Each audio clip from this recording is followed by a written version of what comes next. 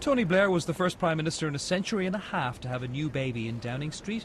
He also introduced paternity leave into Britain, allowing dads time off work to spend with their new children.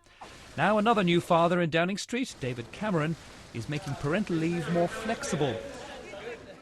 Currently, men get 2 weeks off work upon the birth of their new children, earning a statutory minimum of £125 per week or 90% of their take-home pay if they're on a low wage.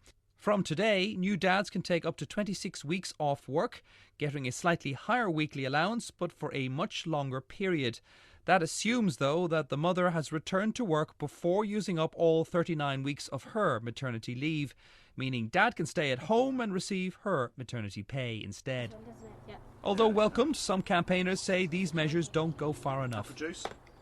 At the moment, I think it's an excellent idea that it applies to both mothers and fathers. I mean, that's something that should have been addressed a long time ago. But then you've got fathers who can't see their children at all. They're not going to be going and asking the small businessman if they can then have time off for paternity leave. They just don't sit well with the current economic conditions and the situation that the vast majority of businesses and, frankly, employees find themselves in.